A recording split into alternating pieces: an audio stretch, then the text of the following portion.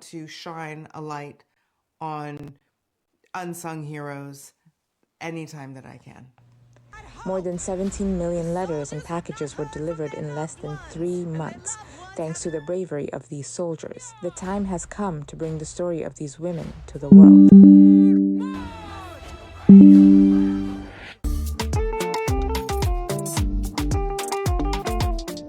Western photojournalism has long influenced global views of Africa, in many cases reinforcing stereotypes through images of poverty, conflict, and disaster. Cameroon-based photographer and visual storyteller Emily Pina, author of the new photo book titled Thriving Africa: Dynamic Creativity, says that this narrow lens obscures the continent's rich diversity and progress. She spoke to me about her new book and the hope that it will counter some of the negative representation of the African continent. Let's check it out. Emily Pina describes herself as a visual storyteller. She's based in Cameroon's capital Yaoundé, but works in communities across West Africa. In her photo book, Thriving Africa: Dynamic Creativity, Emily hopes to move away from the one-sided framing. What makes my work different than from other people, I really only focus on a positive narrative. Okay. I will never compromise the dignity of the people I take pictures of, and it's always like, even in the most desperate situations, I look for the perspective and the angle of resilience and hope. So how do you avoid caricaturing people or demeaning people, as you say, in your photography? What do you look for when, how do you do that as you're taking a picture? Yes. So that people, when somebody's looking at it and they're interpreting it, they're not taking out the wrong message? Yeah, so my work is really based on empathy. So what I do, and that's why I'm not a journalist or photographer, I'm a visual storyteller. So what I first do, I sit with the people. I don't even take my camera out. I sit and I listen. I ask questions, I listen to their stories, find some personal, connection. It's really about creating a relationship of trust. And so people open up, they show me their houses and so on. I really believe that empathy is the most important thing. In my pictures, for me, photography is about evoking emotions, but it's the emotion of compassion and empathy, never pity, right? So it's really about preserving the dignity of the person. Emily also believes that the power of storytelling can be better harnessed by giving to the people whose stories are being told tools that are necessary for them to visually shape their own narratives. I started a masterclass, a phone photography masterclass, with the idea of giving the people the tools to tell their own story. I even have like an idea which I'm exploring right now of like creating a photography hub in Yaoundé with exactly that. I was going to ask you, what role do you think photography plays in creating social change? Yeah, it's one of the key tools, really. Because again, in my phone photography masterclass, we go through a lot of different things and it's very hands-on. But a lot of it is like creating awareness of what you want to convey with your pictures. And it's really the people who need to change. It's not only me who's trying to change the narrative of the visuals coming from the continent, but it's, of course, it's really in our hand to guide the viewer's eye. And photography is a very, very important tool.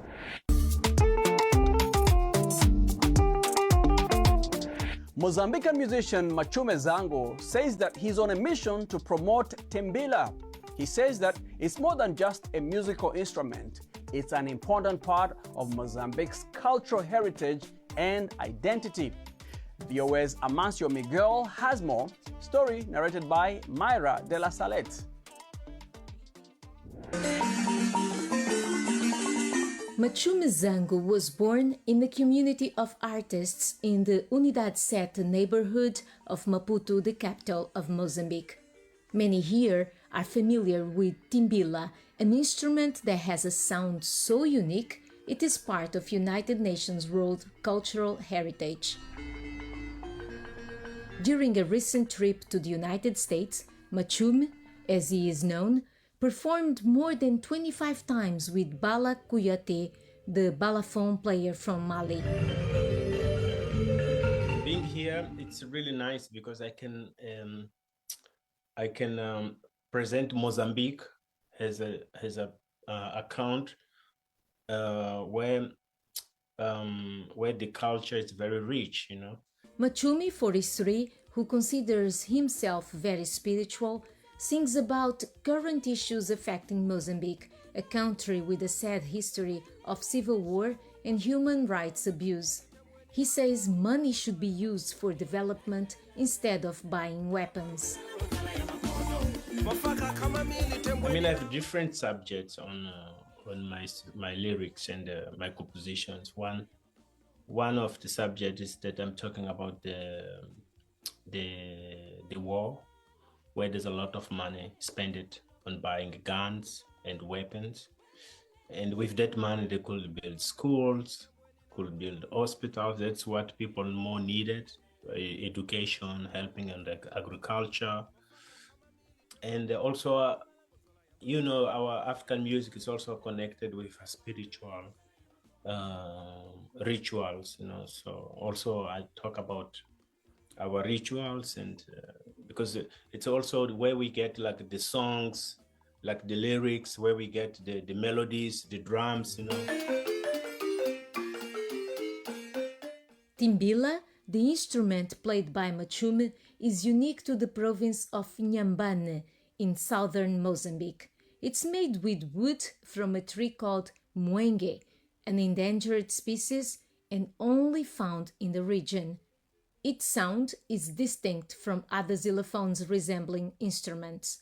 He is one of the few Mozambicans of his generation taking this type of music overseas. For him, that's a must in a world increasingly dominated by electronic music. The scene is changing, so I feel like even the young people, maybe they will be interested about learning our traditional instrument. I think if no one is keeping playing, it means that those instruments will disappear, you know. So that's why I'm so motivating on playing and presenting them to different style of music. Yeah.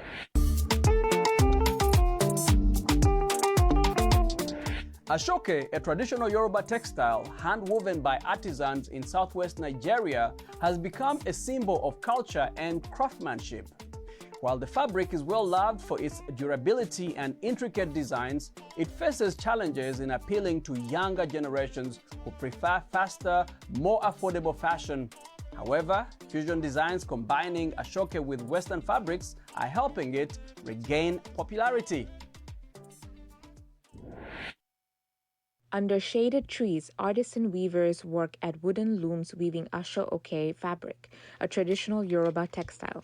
Asho-oke is hand-loomed by the Yoruba community from southwest Nigeria. For Abduldin Mariam, this trade is her lifelong source of income. This is our choice, but if you don't have a passion for it, you may not be able to do it. In this town, we are. I would say after this craft, there's no other job that can give the amount of money this craft generates. There's no company here, nothing. That is why it is everybody's choice of work. The fabric, known for its hardy texture and intricate designs, has gained popularity across borders, with a day set to celebrate it. In early December, a festival promoted community engagement and supported local artisans and businesses. The event featured a fashion show, weaving demonstrations, exhibitions, and a marketplace. The Asho-oke festival we're doing is progressing our business and it's promoting Asho-oke. We cannot be wearing foreign fabrics all the time. If you look at the Asho-oke closely, you'll realize that it's different from every other fabric. After Asho-oke, there's no other fabrics that can contest it. Some view Asho-oke as old-fashioned and labor-intensive, making it less appealing. Younger people may prefer faster, more affordable fashion options, disconnecting from Asho-oke's cultural significance. Designers are combining Asho-oke with Western fabrics to create fusion pieces, making it more versatile. Like this one, we mixed it with other materials and it made sense. These are the things that will encourage the youth to wear it. Already they think woven fabric is thick. That's why some people don't want to wear it. The weavers are making it light now. The texture is like every other material. It's no longer fabric for only the older generation. Everybody home and abroad can wear it now. In May, when Prince Harry and his wife Meghan Markle visited Nigeria, Meghan wore a yellow dress with Asho-oke fabric draped over her shoulders. Asho-oke production is focusing on sustainable practices, using eco-friendly materials like natural dyes and organic cotton blends. These approaches are redefining Asho-oke, appealing to modern fashion enthusiasts while promoting environmental responsibility. Thanks for watching VOA's Red Carpet. I'm Jackson Vunganye. For more entertainment news, remember to check us out at voaafrica.com. We are also on Facebook, on Instagram, and on YouTube. Don't forget to like, to share, and subscribe. Until next time, goodbye, everyone.